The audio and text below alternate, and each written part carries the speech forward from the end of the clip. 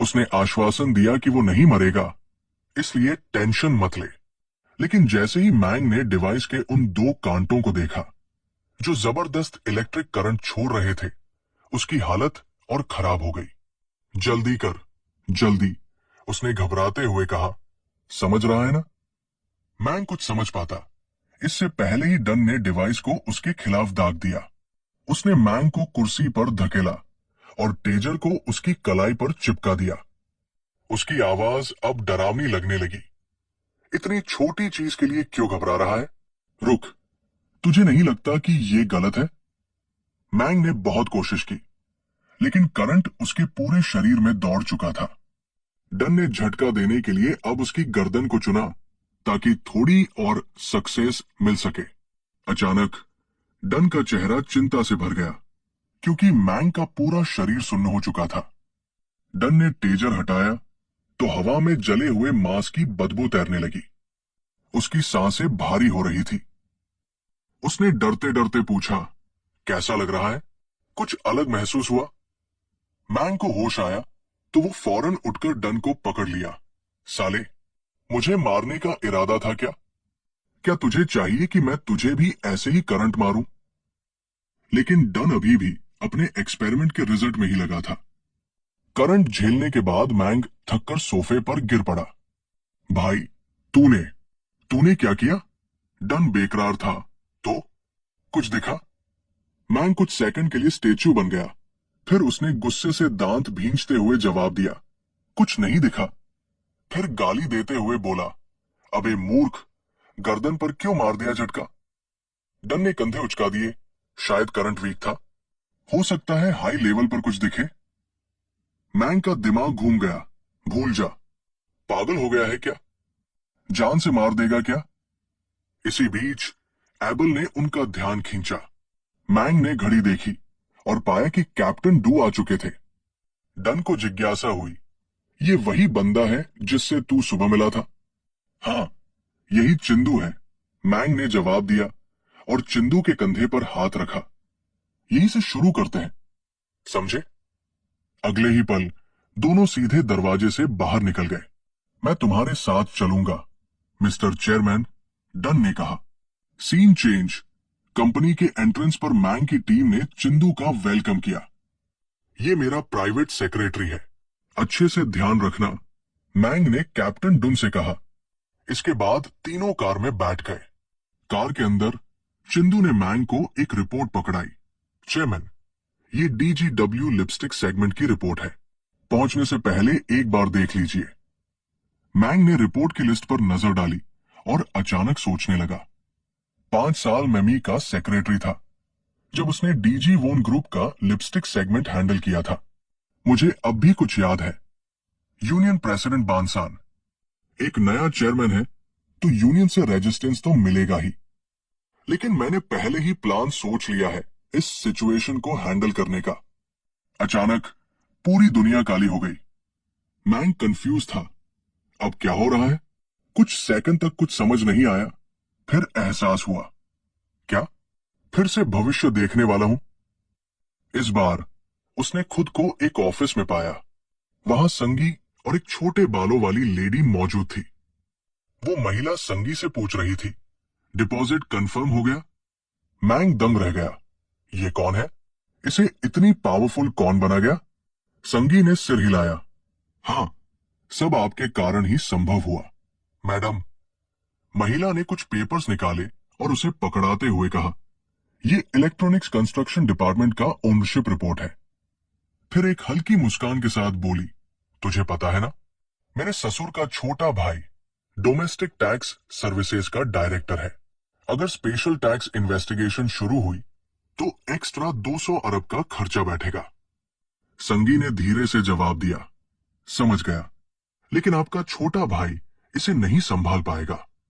वो बहुत भोला है, महिला ने ठंडी आवाज में जवाब दिया, इसलिए मैं इसमें दखल दूंगी। उम्मीद है कोई गलतफहमी नहीं होगी।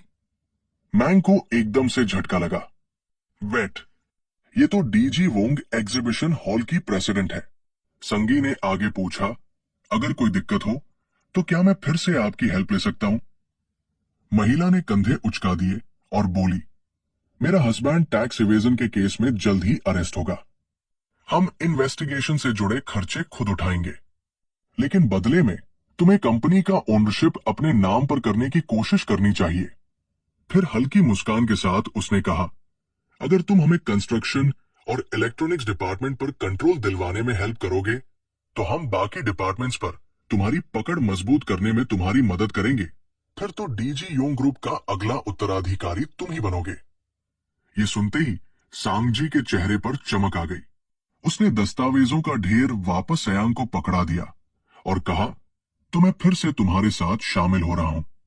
मैडम, लगता है कि अधीनस्थ फैक्ट्रियों की जांच कर रहे हैं और जल्द ही चेयरमैन के उद्घाटन समारोह की तैयारी हो रही है। सब कुछ रेडी है? सेयांग ने हल्के से मुस्कुराते हुए जवाब दिया, हमने यूनियन प्रेसिडेंट की आपत्ति और विरोध के लिए पूरी प्लानिंग कर ली है। नए चेयरमैन को 1 साल भी काम नहीं करने देंगे और फिर उसे जबरदस्ती हटा दिया जाएगा। सांगजी हंसा, शानदार। वैसे भी तुम इन चीजों को जल्दी भांप लेती हो। सेयांग ने अपनी कीमती सिगरेट निकाली और एक कश लिया। सांगजी अब व्यंग्यात्मक हो गया। पहले मेरे भाई को टैक्स चोरी के आरोप में गिरफ्तार किया गया, फिर मेरे छोटे भाई को अयोग्यता की वजह से निकाल दिया गया और अब डीजीडब्ल्यू ग्रुप में आखिर में सिर्फ हम 2 ही बचेंगे। सेम ने सिगरेट का लंबा कश लेकर जानबूझकर जवाब दिया, मुझे तुम्हारी काबिलियत पर भरोसा है, लेकिन उसी काबिलियत वाले इंसान से डर भी लगता है। इतना कहने के बाद उसने होंठ टेढ़े किए और सांगजी को भी सिगरेट ऑफर की। सांगजी ने समझदारी से मुस्कुराते हुए सिगरेट ली। कमरे के कोने में बैठा मैंग अवाक था। ये लोग क्या करने की साजिश रच रहे हैं? ये दोनों, जो कोरिया के सबसे पावरफुल लोग हैं, उनके सामने ये सब सुनकर भी मैं यकीन नहीं कर पा रहा। मैंने अभी अभी क्या सुना? अचानक वही झंझनाहट वापस आई। मैंग फिर से अपने वर्तमान समय में लौट आया और झट से चिल्ला उठा, क्या? मैंग की अचानक आवाज ने चिंदू का ध्यान खींच लिया। सब ठीक है चेयरमैन? चिंदू ने चिंता से पूछा। इस वक्त मैंग बस अपने होश में था, लेकिन उसने अपनी अजीब हालत को छुपा लिया और बस इतना ही कहा, सब कुछ ठीक है। फिर उसने दोबारा खिड़की से बाहर देखा तो यूनियन का पूरा ड्रामा भी इन्हीं लोगों की चाल थी। पता नहीं कितना वक्त बीत चुका था, लेकिन प्रेस कॉन्फ्रेंस आधिकारिक रूप से शुरू हो चुकी थी।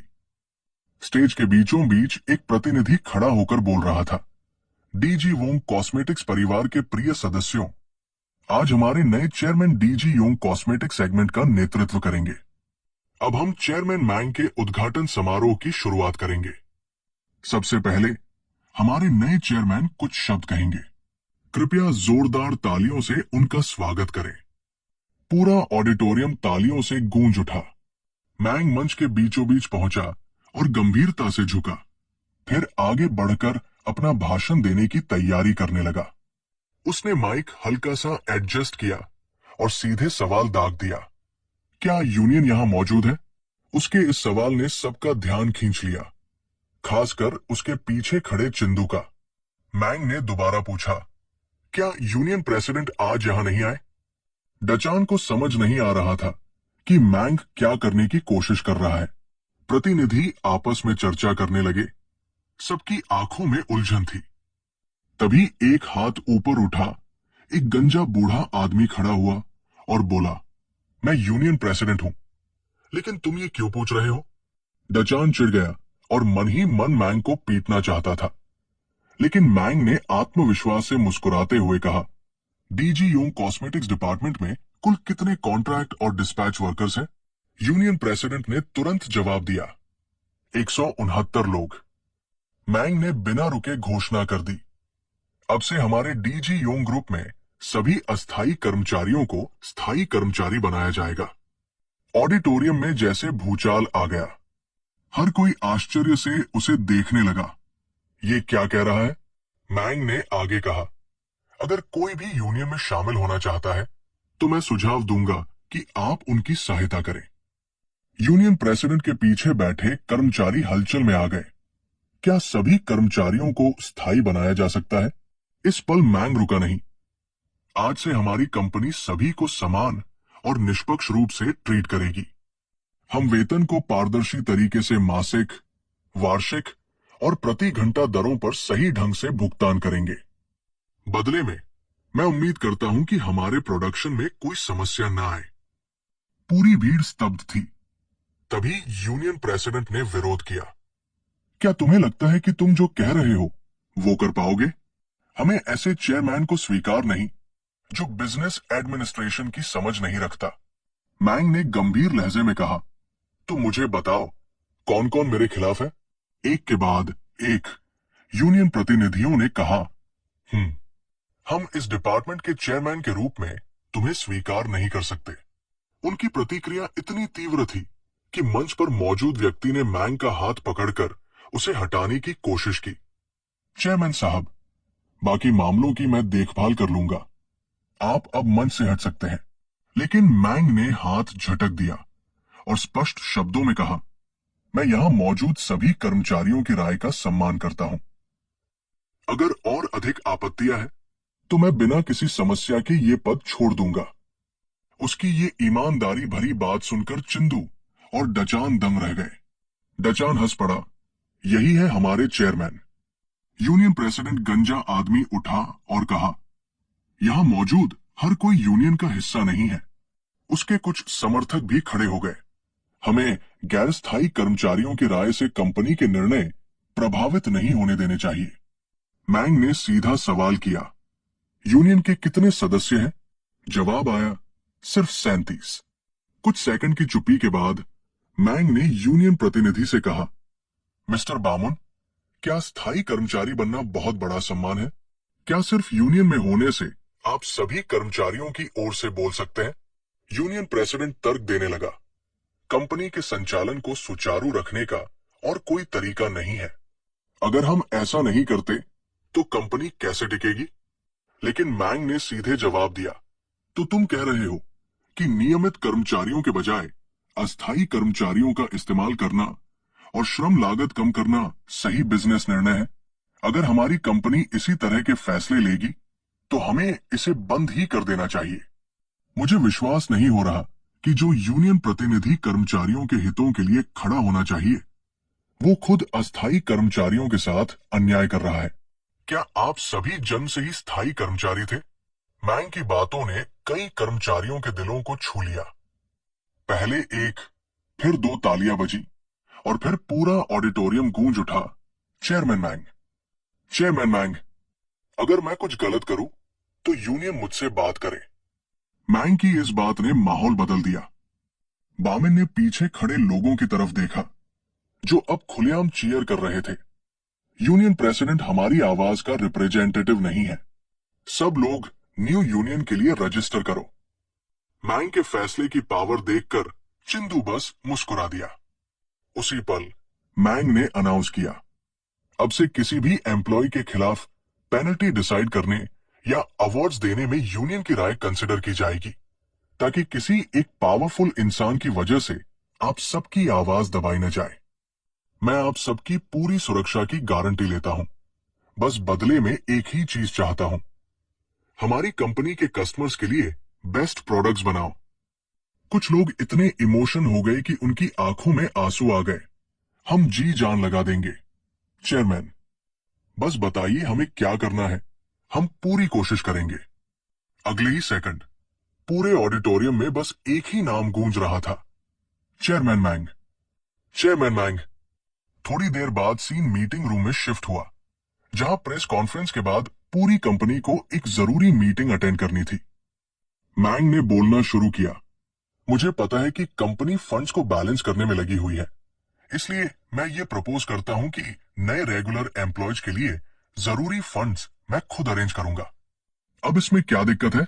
वाइस प्रेसिडेंट चौंक गया। आपको समझना चाहिए कि इसका कंपनी पर बहुत बड़ा असर पड़ेगा। लेकिन मैंग ने तुरंत जवाब दिया, मिस्टर वाइस प्रेसिडेंट, मैंने कहा था कि मैं इसकी जिम्मेदारी लूंगा। क्या मेरी बात समझ नहीं आई? नहीं सर। इसी पल मैंग ने चिंदू की ओर देखा। डीजी योंग कॉस्मेटिक्स और कोल्ड स्टोरेज के सभी एम्प्लॉयज, डिजाइन टीम समेत को रेगुलर बनाने में अगले साल कितना खर्च आएगा? चिंदू ने बिना समय गवाए जवाब दिया, करंट सैलरी लेवल पर करीब 1 बिलियन। पूरी मीटिंग रूम में सन्नाटा छा गया। इतनी जल्दी जवाब? क्या इसे पहले से ही पता था? सब हैरान थे। क्या इसने पहले ही गेस कर लिया था कि चेयरमैन क्या पूछेंगे? मैंग ने आगे पूछा, अगर पूरे ग्रुप के सभी एम्प्लॉयज को रेगुलर किया जाए तो टोटल कितना बजट चाहिए? अचानक चिंदू का चेहरा गंभीर हो गया। उसने धीमे लेकिन क्लियर वॉइस में जवाब दिया, फिलहाल हमारे पास करीब 5.7 ट्रिलियन का बजट है, जिसमें 7% एक साल में अलॉट किया जा सकता है। 400 बिलियन और लगेंगे। वाइस प्रेसिडेंट के ये शब्द सुनकर पूरी मीटिंग रूम में टेंशन छा गई। देखिए मिस्टर चेयरमैन, अगले 10 सालों में हम अपने बजट का 70% खर्च कर देंगे। लेकिन मैंग पूरी तरह शांत रहा। वो तब जब हम कोई प्रॉफिट ना करें। लेकिन हमें मार्केट के बदलते हालात भी कंसिडर करने होंगे। वाइस प्रेसिडेंट के सवाल ने मैंग को थोड़ी देर के लिए सोच में डाल दिया, लेकिन उसने अपनी बात पर स्टैंड लिया। तभी मैंग ने एक बड़ा फैसला ले लिया।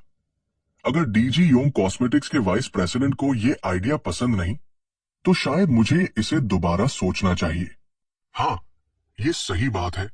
इस पर गहराई से सोचना चाहिए। अचानक मैंग ने सीरियस होकर कहा, अगर आप इसे सपोर्ट नहीं कर सकते तो आपको रिजाइन कर देना चाहिए। हम कोई नया मार्केट एंटर नहीं कर रहे, नहीं कोई नया प्रोडक्ट डेवलप कर रहे हैं। क्या आपको लगता है कि लो सैलरी नॉन रेगुलर एम्प्लॉयज को हायर करके मुनाफा कमाना ह्यूमन है? मुझे यकीन नहीं होता कि ऐसी सोच वाला इंसान इस कंपनी का वाइस प्रेसिडेंट है। मैंग ने इस मुद्दे को वही खत्म करते हुए कहा, डायरेक्टर गो, क्या तुम मिस्टर सन डुआन के प्रपोजल लेकर आए हो? मैंग के मुंह से ये नाम सुनकर हर कोई चौंक गया। ये नाम क्यों लिया? तभी मैंग के मन में ख्याल आया, यही असली लड़ाई की शुरुआत है। वाइस प्रेसिडेंट भी अब हैरान था। चेयरमैन, आपने सन डुआन के प्रपोजल के बारे में क्यों पूछा? क्या आपको उसके प्रोडक्ट में दिलचस्पी है? मैंग ने तुरंत जवाब दिया, हाँ, इसमें कोई दिक्कत है? किसी ने कहा, सन डुआन टैलेंटेड है, लेकिन वो सिर्फ नए प्रोडक्ट्स डेवलप करने में, उसके प्रॉफिट को लेकर उसकी शर्तें हमेशा एक्स्ट्रा होती है। लेकिन मैंग ने इसे इग्नोर कर दिया। ठीक है, इसे ध्यान में रखूंगा। वाइस प्रेसिडेंट जाते जाते कहने लगा, मिस्टर चेयरमैन, सन डुआन के प्रोडक्ट्स को यूज करना उतना ही मुश्किल होगा जितना एम्प्लॉयज को रेगुलर करना। हमें यह भी सोचना होगा कि हमारे रिसर्चर्स उसे कितना नापसंद करते हैं। लेकिन मैंग ने उसे बीच में रोकते हुए कहा, मुझे आपकी बात समझ आ रही है और ऐसा नहीं है कि मैं आपके एक्सपीरियंस को इग्नोर कर रहा हूं। लेकिन सच बताऊं, मैंग ने मीटिंग रूम की तरफ देखा। हमारी कंपनी की बेस्ट सेलिंग क्रीम और मॉइस्चराइजर एसेंस का प्रोडक्शन कॉस्ट कितना है? वाइस प्रेसिडेंट बोला, लिपस्टिक का प्रोडक्शन कॉस्ट 90 क्वान है और मॉइस्चराइजर क्रीम में कई इंग्रेडिएंट्स मिलाकर पैकेजिंग समेत इसकी कीमत 1800 क्वान है और फिर हम इसे 69,000 में बेचते हैं। मैंग ने गहरी सांस ली। इतना ज्यादा प्रॉफिट मार्जिन होने के बावजूद भी हम ग्रो क्यों नहीं कर रहे? शेयर होल्डर्स सन्न रह गए। इसे ये जानकारी किसने दी? वाइस प्रेसिडेंट तुरंत बोला, हम सिर्फ प्रोडक्शन कॉस्ट की बात नहीं कर सकते। फैक्ट्री से निकलने के बाद इसकी कीमत 10 गुना बढ़ जाती है। रिसर्च एंड डेवलपमेंट, एडवर्टाइजिंग और मैनेजमेंट जैसी चीजें इसके फाइनल प्रोडक्शन कॉस्ट को और बढ़ा देती है। फिर उसने सीधा सवाल किया, अगर हम सन डुआन को अपने फैसिलिटी में रिसर्च करने देंगे और वो फेल हो गया, तो हम अपनी कंपनी का मौजूदा स्ट्रक्चर बनाए नहीं रख पाएंगे। लेकिन मैंग ने तुरंत जवाब दिया, रिस्क मैनेज करना आपकी जिम्मेदारी है। सीनियर लीडर्स का काम रेगुलर एम्प्लॉयज की संख्या को घटाकर अनपेड नॉन रेगुलर एम्प्लॉयज से काम निकालना नहीं है। वाइस प्रेसिडेंट गुस्से में बोला, आपका ये कहना हम सब के लिए बहुत ज्यादा सख्त है। ये डिसीजन ग्रुप का है, सिर्फ यहां बैठे लीडर्स का नहीं। मैंग ने गुस्से में जवाब दिया, अब हमें बदलना होगा। लेकिन वाइस प्रेसिडेंट फिर भी नहीं माना। मैं सिर्फ कंपनी में अपना योगदान देना चाहता हूं। लेकिन अगर हम सन डुआन के प्रोडक्ट को अपनाते हैं तो पूरी DG Yong cosmetics company risk पर होगी। आखिर सन डुआन का ही प्रोडक्ट क्यों? मैंग ने सीधा जवाब दिया, मैंने आपको पहले ही बता दिया है कि हमें ये क्यों करना होगा। बताइए, जब हमारी प्रॉफिट मार्जिन इतनी बड़ी है तो हम ग्रो क्यों नहीं कर रहे? डीजी योंग कॉस्मेटिक्स का कोई यूनिक प्रोडक्ट है क्या? हमारे सीनियर लीडर्स कंपनी को सही से रिप्रेजेंट भी नहीं कर पा रहे हैं। पूरी मीटिंग रूम में सन्नाटा था। हम सिर्फ 40 रेगुलर एम्प्लॉइज और 200 से ज्यादा नॉन रेगुलर एम्प्लॉइज के स्ट्रक्चर पर कितने दिन तक सरवाइव कर सकते हैं? यूनियन को हमें कंट्रोल करने की जरूरत ही क्यों पड़ रही है? फिर मैंग ने पूछा, क्या किसी ने इंफ्रास्ट्रक्चर मैनेजमेंट ग्रुप से फंड्स के लिए रिक्वेस्ट की? उसकी इस बात ने सबको सोचने पर मजबूर कर दिया। इसे कहना आसान है क्योंकि ये सीईओ का बेटा है। तभी मैंग ने सॉफ्ट टोन में पूछा, क्या आपने प्रपोजल देखा? वाइस प्रेसिडेंट ने तुरंत मुड़कर कहा, बिल्कुल। यहां बैठे सभी लीडर्स, ह्यूमन रिसोर्स मैनेजमेंट और रिसर्चर्स ने इसे रिव्यू किया है और फिर उसने एक मोटी फाइल निकालकर सामने रख दी। तो तुम्हें इसकी फीजिबिलिटी के बारे में क्या लगता है? मैंग के सवाल पर एक आदमी खड़ा हुआ और बोला, मैं नॉर्थ तकवान रिसर्च एंड डेवलपमेंट डिपार्टमेंट का चेयरमैन हूं। सन डुआन का प्रोडक्ट बैक्टीरिया का इस्तेमाल करता है, लेकिन सबसे बड़ी दिक्कत यह है कि बैक्टीरिया को मरने में कितना समय लगता है। अगर यह बैक्टीरिया 24 घंटों में नहीं मरा तो ये स्किन पर बहुत खतरनाक साइड इफेक्ट्स डाल सकता है। लेकिन सन डुआन का दावा था कि उसने एक ऐसा बैक्टीरिया डेवलप किया है जो सिर्फ 24 घंटे तक जिंदा रहता है। लेकिन इस प्रोडक्ट को कमर्शियलाइज करने के लिए उसे human testing, side effects checking और अथॉरिटीज की मंजूरी से गुजरना होगा। अगर हम इन सब मुद्दों को हल कर लेते हैं तो और कौन सी दिक्कतें सामने आ सकती हैं? तभी एक और आदमी बोल पड़ा, मैं सुनान सेल्स डिपार्टमेंट का चेयरमैन हूं। सर, अगर इस प्रोडक्ट का डेवलपमेंट पूरा हो भी जाए तो इसे प्रमोट करने के लिए हमें 10 बिलियन खर्च करने होंगे। सन डुआन ने इस पर ध्यान ही नहीं दिया, उल्टा उसने रेवेन्यू का 50% मांगा। ध्यान दीजिए, प्रॉफिट नहीं बल्कि सीधा रेवेन्यू का 50%। अच्छा, तो इसे यही खत्म करते हैं। वाइस प्रेसिडेंट ने तुरंत कैलकुलेट किया और कहा, अगर हम प्रॉफिट से सब्ट्रैक्ट करें तो 25% देना संभव है, और अगर हर प्रोडक्ट बिकने पर रॉयल्टी भी काट लें। एक आदमी ने तुरंत एक्सैक्ट फिगर दी, 99,900 क्वान। ये सुनते ही मैंग ने विजयी मुस्कान दी। यही चाहिए था। मीटिंग का एंड होते ही माहौल टाइट हो गया, लेकिन फिर भी मैंग ठंडा दिमाग रखकर निकला। कार में बैठते ही पीछे से आवाज आई, चेयरमैन साहब, घर संभल कर जाइए। मुड़कर देखा तो ढेरों एम्प्लॉयज खड़े थे, पूरी शिद्दत से सपोर्ट कर रहे थे। थैंक यू सर, आपने हमें रेगुलर एम्प्लॉयज बनाने का सोचा। हम पूरी मेहनत करेंगे। किसी ने कहा, हम आप पर भरोसा करते हैं। सर, कोई चिल्लाया, I love you mister chairman. मैंग कार में बैठा तो हल्का मुस्कुराया। कोई समझेगा मैं प्रेसिडेंट का चुनाव लड़ रहा हूं। चिंदू हंसकर बोला, यह तो सब पहले से प्लान था। मगर मैंग ने नॉर्मली कहा, क्या सच में ऐसा लग रहा है? और फिर दोनों वहां से निकल गए। घर जाते वक्त अचानक मैंग को एक कॉल आई। सिडोन, ये औरत मुझे क्यों कॉल कर रही है? कुछ देर बाद जब वो घर पहुंचा तो उसने दरवाजा खोलते ही पूछा, चलो अंदर, मैंने तुम्हें इंतजार करवाया क्या? जैकेट उतारते हुए उसने पूछा, कुछ पियोगी? मेरे पास इंस्टेंट कॉफी है। लेकिन सिडोन चुप रही। उसका चेहरा कुछ अजीब लग रहा था, जैसे कुछ बहुत बुरा हुआ हो। फिर भी मैंग ने उसे एक कप कॉफी बना दी। मिस सिडोन, क्या मैं जान सकता हूं कि आपने मुझे इस वक्त क्यों बुलाया? सिडोन को अचानक कुछ याद आया। क्या तुम मुझसे शादी करने के लिए तैयार हो? अगर तुम मुझसे शादी का वादा कर सकते हो तो मैं अभी तुम्हारे साथ सो सकती हूं। मैंग कंफ्यूज हो गया। ये कैसी बात कर रही हो? मुझे लगता है कि हमें इस पर किसी और दिन बात करनी चाहिए। सिडोन का मूड डाउन लग रहा था। उसने सीधा सवाल किया, तुम्हें मुझसे प्यार करने के लिए मैं क्या करूं? मैंग ने ठंडे लहजे में कहा, मुझे समझ नहीं आया तुम क्या कहना चाहती हो। सिडोन अचानक चिल्ला पड़ी, क्या मुझे तुम्हारे साथ सोना पड़ेगा तभी तुम मुझ पर भरोसा करोगे? मैंग कॉफी पी रहा था। ये सुनते ही उसे झटका लग गया। मैंग, तुम कमीने हो। आखिर तुम जी कैसे रहे हो? सिडोन गुस्से से कांप रही थी। मैंने अब तक तुम्हारी हर बात मानी, फिर भी तुम मुझसे दूर क्यों भाग रहे हो? मैंग को उसकी हालत देखकर चिंता हुई। मिस सिडोन, पहले शांत हो जाओ, मैं सब समझा सकता हूं। लेकिन सिडोन ने उसकी बात काट दी। मतलब, मैंने जो किया वो तुम्हारे लिए बोरिंग हो गया, इसलिए तुम मुझे अवॉइड कर रहे हो? मैंग को अब तक कुछ समझ नहीं आ रहा था। उसने माहौल थोड़ा ठंडा करने के लिए कहा, मुझे 1 मिनट दो। सिडोन की आंखें गीली हो रही थी। कुछ देर बाद मैंग कपड़ों का एक सेट लेकर आया। सिडोन ने हैरानी से पूछा, तुमने मुझे कपड़े बदलने को कहा? हाँ, समझ गई, पहले नहा लेती हूं। यह सुनकर मैंग घबरा गया। क्या? तुम क्यों नहा रही हो? उसने जल्दी से सिडोन को रोका। सॉरी, मेरा मतलब वो नहीं था। फिर उसने शर्ट निकाली और उसके ऊपर डालते हुए कहा, ये पहन लो, मैं तुमसे तब तक बात नहीं कर सकता जब तक तुम इतनी एक्सपोज रहोगी। सिडोन ये देखकर हैरान रह गई। मैंग ने कहा, कॉफी ठंडी हो गई होगी, क्या मैं इसे फिर से गर्म कर दूं? सिडोन ने कोई जवाब नहीं दिया तो मैंग ने धीरे से पूछा, क्या हम फिर से बात कर सकते हैं? मैं तुम्हारे साथ नॉर्मली कैसे बात कर सकता हूं?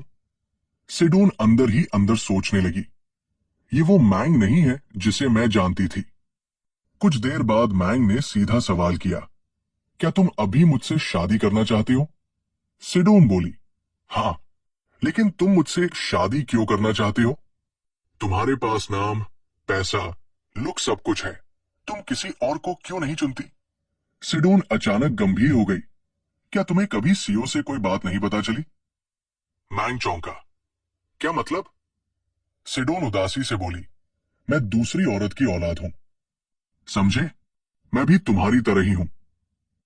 मेरी मां मेरे पिता की रखेल थी। फिर उसने एक और बड़ा सच बताया, मैं एक एक्स्ट्रा मैरिटल अफेयर की औलाद हूं। मेरे पिता, जो प्रधानमंत्री की कुर्सी के लिए दौड़ रहे थे, उनके लिए यह सबसे बड़ा झटका था। सिर्फ सीओ को यह बात पता थी। मैंग ने जल्दी से सब समझ लिया, तो सीओ के पास तुम्हारे पिता की कमजोरी है? सिडोन ने सिर झुका लिया, हाँ, और यही वजह है कि मुझे तुमसे शादी करनी होगी। मेरे जम की सच्चाई को छुपाने के लिए सीओ की पावर बहुत जरूरी थी। लेकिन अगर मेरी शादी न हुई तो ये राज बाहर आ सकता है, और मेरे पिता के इतने राजनीतिक दुश्मन हैं कि वो इसे कवर नहीं कर पाएंगे। सिडोन की हालत और खराब होती जा रही थी।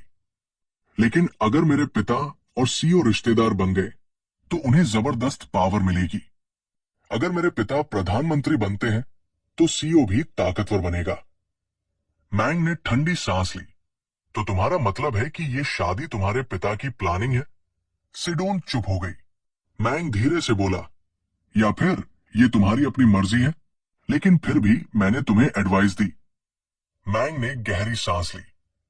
फिर भी मैं समझ नहीं पा रहा हूं कि तुम इतनी दूर तक क्यों जा रही हो। क्या कुछ और भी है जो तुमने मुझसे नहीं बताया? बताओ, अगर मैं मदद कर सकता हूं तो जरूर करूंगा। कुछ मिनटों की खामोशी के बाद सिडोन ने अपनी असली इच्छा जाहिर की, क्या तुम मेरी मां को बचा सकते हो? यह सुनकर मैंग चौंक गया, इस वक्त मैं क्या कर सकता हूं? तभी सिडोन ने अचानक कहा, तो क्या तुम मुझे 3 बिलियन उधार दे सकते हो?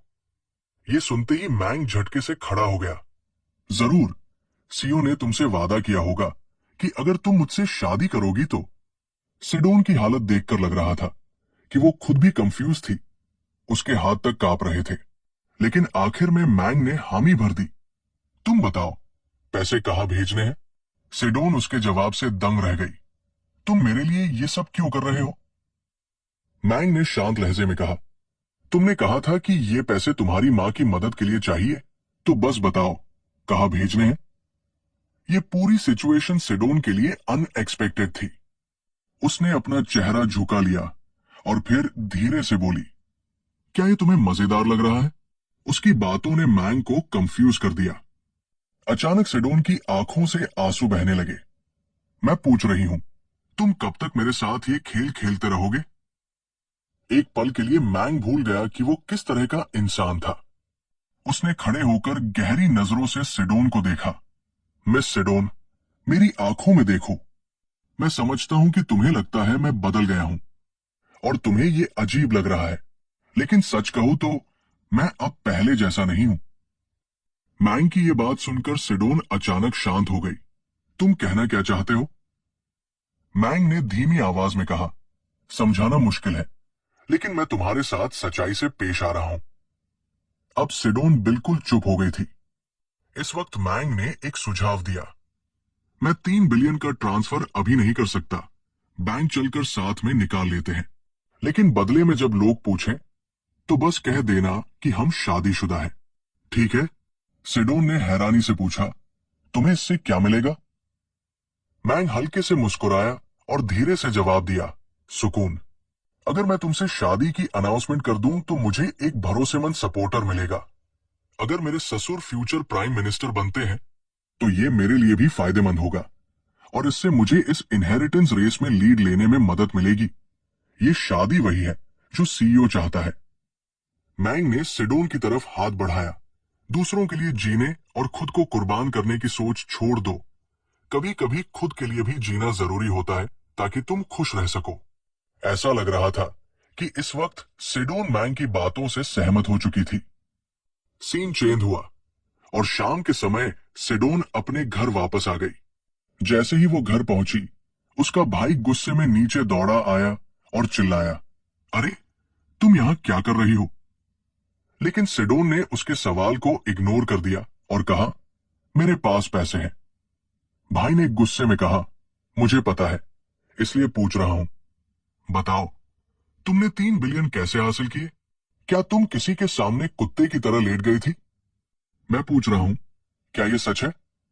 यह सुनकर सिडोन का दिमाग गर्म हो गया और उसने अपने भाई को थप्पड़ मार दिया। तुम क्या बकवास कर रहे हो? पागल हो गए हो क्या? थप्पड़ खाने के बाद भी वो शांति से बोला, क्या किसी आदमी को चखने के बाद तुम बदल गए हो? इतना कहकर उसने अचानक सिडोन का सिर पकड़ लिया और कहा, कम से कम उस घर का कर्ज तो चुका दो जिसने तुम्हें पाला पोसा है।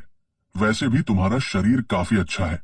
उसके गंदे इरादों को भांपते ही सिडोन गुस्से से कांप उठी। तुम कर क्या रहे हो? मैं तुम्हारी छोटी बहन हूं। लेकिन फिर भी उसने सिडोन को कुर्सी की ओर खींच लिया और कहा, क्या बहन? तुम उस फटेहाल औरत की बेटी हो। बस चुपचाप रहो, मैं जल्दी निपटा लूंगा। तभी सिडोन की नजर टेबल पर रखे फोन पर पड़ी। उसने झट से फोन उठाकर अपने भाई के चेहरे पर दे मारा, जिससे उसका चेहरा खून से लाल हो गया। ये मौका पाते ही सिडोन तेजी से अपने कमरे में भागी और दरवाजा लॉक कर लिया। उस वक्त उसके दिमाग में बस एक ही नाम गूंज रहा था, मैंग। क्या तुम मुझे इस नर्क से बाहर निकाल सकते हो? सीन चेंज होकर मैंग के ऑफिस में आता है। जिंदू ने हैरानी से पूछा, डेवलपमेंट कॉस्ट के लिए उसने 10 बिलियन मांगे हैं। अगर इसमें एडवर्टाइजिंग का खर्च भी जोड़े तो कुल 20 बिलियन होगा। तुम इन फंड्स का क्या करोगे? लेकिन मैंग बिल्कुल शांत था। अब से तुम खुद देख लोगे। उसने फौरन अपना फोन निकाला और किसी को कॉल किया, जो और कोई नहीं बल्कि मैनसो था। मैंग कैप्टन? ये नाम सुनकर जिंदू हैरान रह गया। मैंग ने कहा, मुझे तुम्हारी मदद चाहिए। मुझे एक आदमी को ढूंढना है। मैनसो ने जवाब दिया, मुझे नहीं पता कि तुम क्यों कॉल कर रहे हो, लेकिन तुमसे गलती हो गई है। मैंग ने कहा, उसका नाम सू डुआन है, एक कॉस्मेटिक्स डेवलपर। मुझे इसके बारे में सारी इंफॉर्मेशन चाहिए। मैनसो ने जवाब दिया, मिस्टर चेयरमैन, मैं सिर्फ सीईओ के ऑर्डर्स को फॉलो करता हूं। लेकिन मैंग ने उसे याद दिलाया, याद है, तुम मुझ पर एक एहसान करते हो। क्या तुम भूल गई कि मैंने तुम्हारे एम्प्लॉय की आंखें बचाई थी?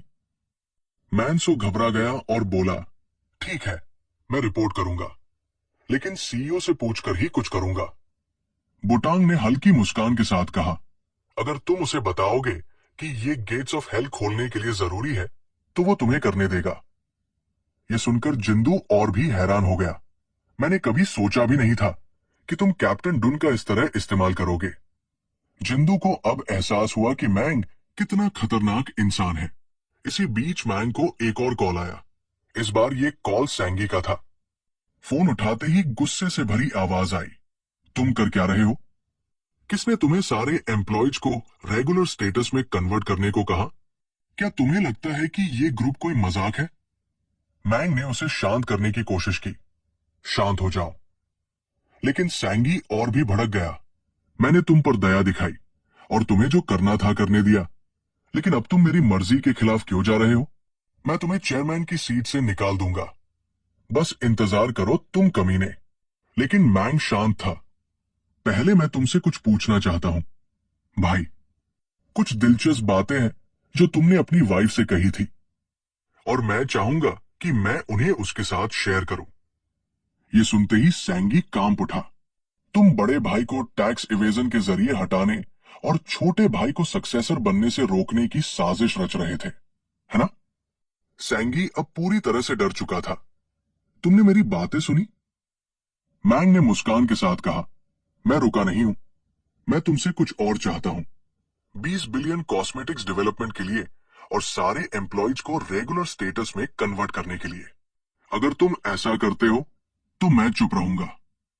बस अपनी वाइफ से डिस्कस कर लो और मुझे 30 मिनट में कॉल बैक करो।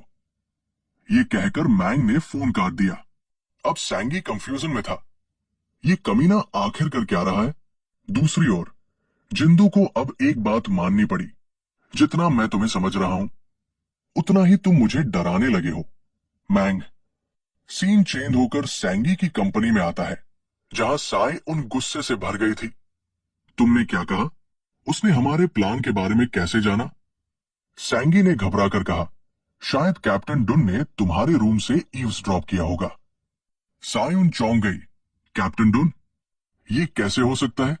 वो तो सिर्फ सीईओ के ऑर्डर्स मानता है। सैंगी ने और भी डरते हुए कहा, सिर्फ कैप्टन डू ही नहीं, बल्कि कैप्टन जिंदू भी सीईओ का आदमी है। साय उनने गुस्से में कहा, अब क्या करें? सैंगी ने कहा, अगर हमने 30 मिनट में कॉल बैक नहीं किया तो वो बड़े भाई को टैक्स इवेजन में फंसा देगा। साय उनने आखिरकार हार मानते हुए कहा, उसे कहो कि हम 20 बिलियन ट्रांसफर कर देंगे, लेकिन बाकी की बातें बाद में डिस्कस करेंगे। जैसे ही फोन कटा, सैम ने गुस्से में टेबल पर जोर से मुक्का मारा। उस कमीने ने मेरी पीठ पीछे वार करने की हिम्मत कैसे की? सीन चेंज होकर एक लग्जरी हाउस में आता है, जहां मैनसो सीईओ को रिपोर्ट कर रहा था। अगर मैंने उसे बताया कि उसे गेट्स ऑफ हेल खोलने की जरूरत है, तो वो मान जाएगा। सीईओ हंस पड़ा। अगर ऐसा चलता रहा तो बड़ा और दूसरा बेटा तीसरे बेटे से सावधान रहेंगे। ये दिलचस्प होगा। उधर मैंग अपने रास्ते पर था।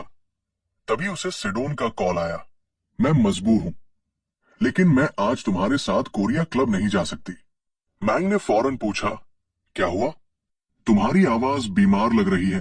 तुम्हें बुखार है? सिडोन ने धीरे से कहा, सैमसंग में मेरा घर है,